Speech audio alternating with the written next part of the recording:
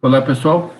O objetivo dessa nossa aula de hoje é avaliar exatamente a parte de estruturas de seleção encadeada. Então, vamos dar uma olhada aí no nosso conteúdo.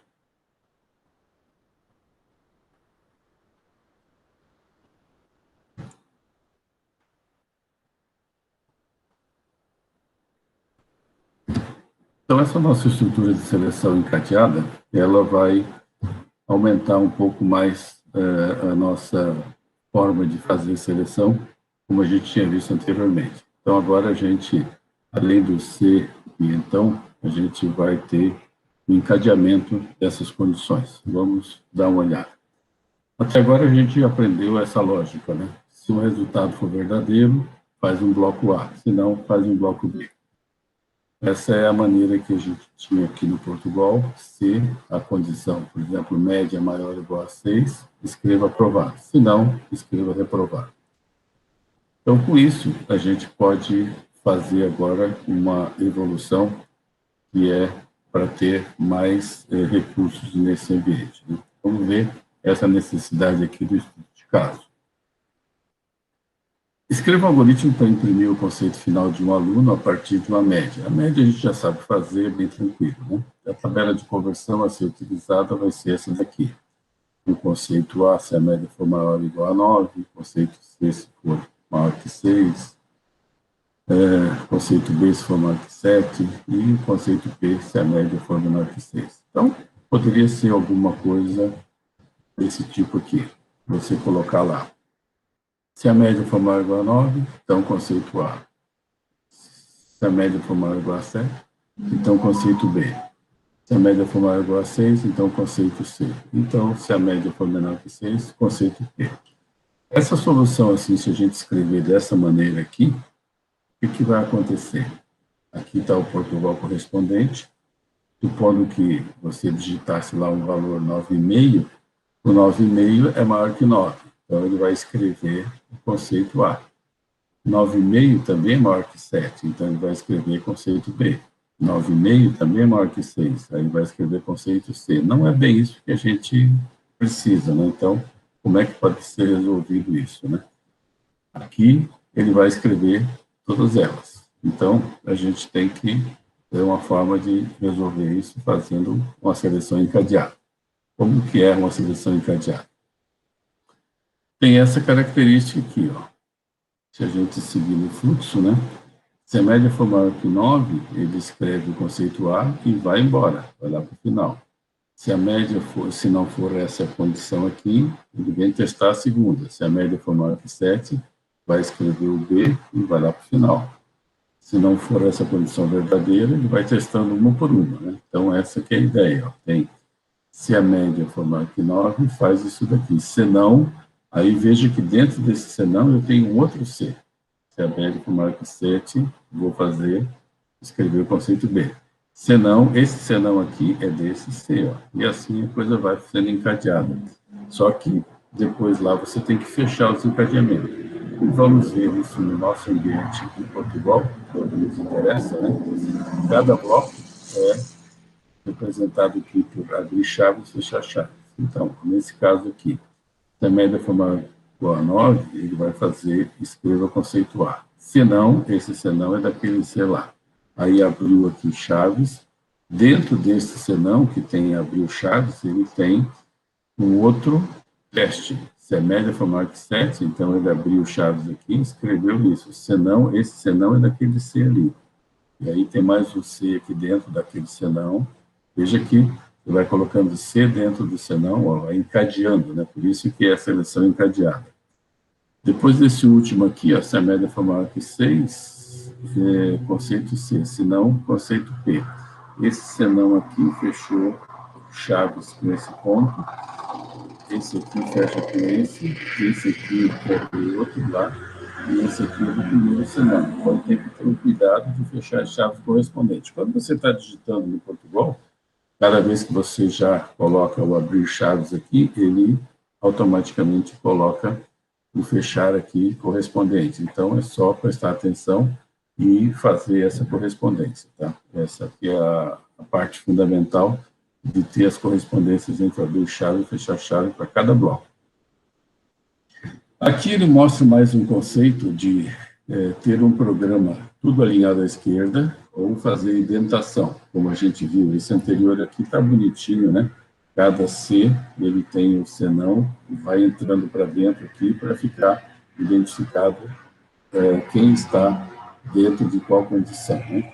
Aqui, se eu fizer tudo alinhado à esquerda, fica uma zona, não dá para você entender qual chave, qual desses chaves aqui que está correspondendo, né? Qual colchete chaves aqui está correspondendo. Então, a ideia é que faça sempre alinhado aqui, um pouquinho mais à direita, cada código, quando tiver um bloco novo. Sempre que tiver um bloco novo, coloque um pouquinho para a direita. Então, isso é uma regra fundamental. Aqui ele tem um problema que a gente já tinha visto até dos triângulos, né? Escreva um algoritmo que solicita a digitação das 3 medidas de 3 lados de um triângulo, A, B e C. E informe se esses 3 lados vão ser um triângulo do tipo equilátero, isósceles e escaleno. Então, tem que testar se os 3 lados estão formando um triângulo, e aí depois ainda testar se 2 lados são iguais, aí são isósceles. Se os 3 lados são iguais, aí é equilátero. Ou então, vai ser escaleno quando todos os lados são diferentes. Tá? Como é que poderia ser feito isso no nosso ambiente aqui do Portugal? Então, veja que tem aqui 3 lados, A, B e C. E aí, ó, ele faz a primeira verificação. Verificação se aquelas medidas correspondem a um triângulo. Então, se o A for menor que o B mais C, e o B também for menor que o A mais C, e também o C for menor que o A mais B, ou seja, cada lado que eu analiso é menor que os outros dois. Esse lado é menor que os outros dois. Esse aqui é menor que os outros dois. Se as 3 condições forem atendidas, então, isso aqui são medidas do triângulo, tranquilo. Eu já escrevo aqui, as medidas dos lados formam um triângulo. Veja que eu abri aqui as minhas chaves e ainda estou dentro desse abrir chaves, lá com essa daqui. Agora, uma vez que eu descobri que eles são realmente 3 valores que formam um triângulo, eu vou analisar se ele é equilátero, se ele é isósceles ou escaleno. Então, olha só, dentro desse C aqui, na condição verdadeira, eu vou testar de novo agora se o A é igual ao B e se o B é igual ao C, então os 3 lados são iguais, escrevo o triângulo equilátero. Senão, esse senão é desse aqui, ó, olha que já começa a botar um pouquinho mais para a direita, para fazer esse código mais destacado à direita, né? Aí vai testar se o A é igual a B, ou o A é igual a C, ou o B é igual a C, ou seja, se 2 lados são iguais, e se qualquer um dos 2 lados, A com B, A com C, ou B com C, se qualquer um deles for 2 lados iguais, aí eu tenho triângulo isósceles. Lembrando, né, ó, aqui o E é uma condição onde vai ser verdade se os 2 forem verdade. Se o A for igual a B e também o B for igual a C, aí os 2 sendo verdade vai ser um triângulo equilátero. Aqui no ou, qualquer um deles sendo verdade, se esse aqui for verdade, ou este segundo termo, ou esse terceiro, qualquer um deles sendo verdade, aí já vai ser verdade aqui e eu vou escrever triângulo isósceles. Se essas condições aqui, nenhuma delas for verdade, né? Então, for tudo falso, aí eu venho para cá para o senão e vou botar triângulo escaleno. Então, esse que é o formato, né, do nosso programa aqui. Ok? Mostrando aí como que pode ter, então, esses testes encadeados, né, o desvio de fluxo aqui, o C, dentro de um outro C. Tá?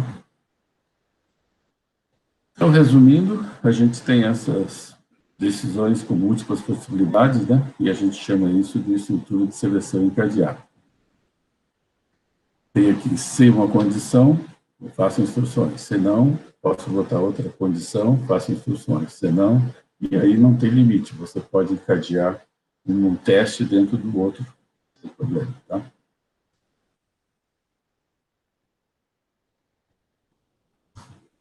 Aqui tem mais um exemplo de um algoritmo, no caso, para ver o preço de uma etiqueta de um produto e calcular o preço que vai ser pago pelo cliente de acordo com essa tabela. Então, Se a compra for com código 0, significa à vista, vai ter um desconto de 25%. Se o código for 1, é uma compra de cheque por 20% de desconto. Se o código for 2, vai ser 10% de desconto. Se for 3, vai ser 5% de desconto. E qualquer outro diferente não tem desconto nenhum. Então, como que poderia ser a solução para esse problema, né? É um código onde você vai ter, por exemplo, aqui no início do programa, né, pede o preço original e mostra quais são as condições de pagamento, dizendo, ó, se for código 0 é à vista, se for código 1 é 30 dias, então pede para ler o código. Depois que recebeu o preço e o código, aí vai fazer essa situação aqui, ó. Olha que interessante. Se o código for 0, então ele vai ter aquele desconto de 25%. O preço a pagar vai ser preço original vezes 0,75, que é um desconto de 25%. Senão, aí dentro do senão, ele testa se o código é 1. E aí ele dá 20% de desconto. Senão, aí ele testa se o código é 2. Vai dar um desconto de 10%. Senão, testa se o código é 3. Aí, se for 3, ele vai dar um desconto de 5%. Senão, aí o preço a pagar é o mesmo do original, não tem desconto nenhum. E aí, ó, aqui vai fechando os colchetes correspondentes. Veja que ele foi abrindo, né? Esse senão aqui fecha com esse último e assim por diante. Para dar uma olhada melhor nesse código aqui, com esses colchetes, deixa eu mostrar em Portugal aqui, ó. Tem um triângulo, tem o reajuste aqui, ó. Então, eu coloquei um exemplo equivalente, só para a gente analisar essa parte aqui, ó. Não, esse aqui é um outro. Setor, salário dependente. Não, esse aqui é outra solução, esquece. Vamos só do triângulo aqui que tinha, então. Muito bem, então voltamos lá no nosso ambiente. Eu pensei que tinha esse código aqui. Eu acho que é um desafio lá na frente que tem aquele código lá. Mas vamos adiante.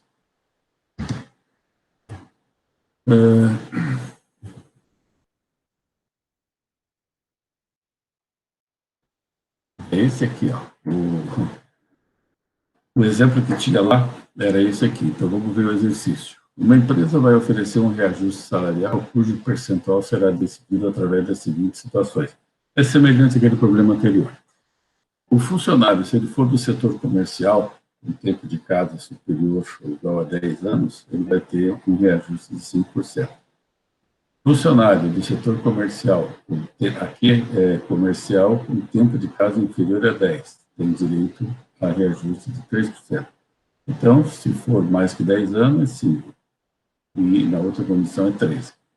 Tem setor de marketing, com tempo de casa superior a 8, tem um reajuste de 6. O setor de marketing, com tempo de casa inferior a 8, aqui é superior ou igual, né?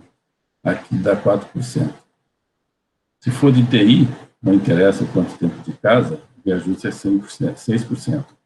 Independente disso tudo, funcionário em qualquer uma dessas situações, porém com mais de um dependente, ainda vai ter um reajuste de 2%. Então, agora sim, para esse enunciado aqui, vamos dar uma olhada naquele código lá que eu tinha no Portugal. Agora sim. Reajuste.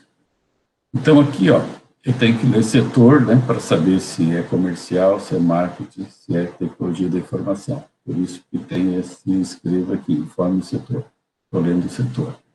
O valor do salário inicial está aqui, e o tempo de casa, né, porque dependendo lá, ele ainda vai fazer o cálculo, né, conforme o setor e o tempo de casa. E mais o dependente, porque no último ponto, o dependente lá, se ele é de um setor ou quanto tempo de casa, se ele tiver mais que 2 dependentes, vai ter mais um aumento, né? Então, olha como fica cumprido esse negócio aqui, ó. Se o setor for igual a 1, é uma condição do cara ser da área comercial, tá? Então, se o setor for igual a 1, ele tem duas situações. Se dentro dessa avaliação aqui sendo válido, se o tempo de casa for maior que 10, ele aumenta 5%, faz salário calculado igual a salário vezes 1,05. Quando eu faço 0,95, eu estou tirando 5%, dando um desconto. Quando eu faço 1,05, eu estou aumentando 5%. Tá? Então, essa é a forma direta de calcular. Se o tempo de casa for maior que 10, ele faz esse cálculo. Se não, ele aplica só 3%. Aí, na sequência, ele verifica. Se o setor for igual a 2, mesma coisa. Testa o tempo de casa, se for maior que 8, calcula 6% no aumento, se não, calcula 4%. Seguindo, ele verifica se o setor é 3. Se o setor é 3, aí simplesmente ele vai aplicar 6%. Ora, em todos esses casos aqui, dependendo de onde deu a condição, ele colocou o novo valor em salário calculado, tá? Então, nessa hora aqui, ó, o salário calculado é o que foi aplicado o percentual de acordo com os valores nas condições anteriores. Mas para todos esses funcionários, se o dependente for maior que 1, ele ainda aumenta 2%. Então, salário calculado igual salário calculado vezes 2%. E aí, com isso, vai dar certinho aí os cálculos, né? A gente rodar, botar aí 1 para comercial e um valor de salário 100 e o tempo de casa 20. Aí ele deu dependentes 2. Então, ele deu o aumento lá, de acordo com o percentual, e ainda mais um pouquinho lá por causa do dependente. Então, essa seria uma forma, mas para mostrar que tem essa parte de seleção encadeada. Ok, pessoal? É isso, então, nessa aula que a gente tinha para mostrar, era exatamente essas características aí, desse ambiente aqui, tá bom? Depois vai ter lista de exercícios para a gente praticar esse conteúdo novo aí. Obrigado por enquanto.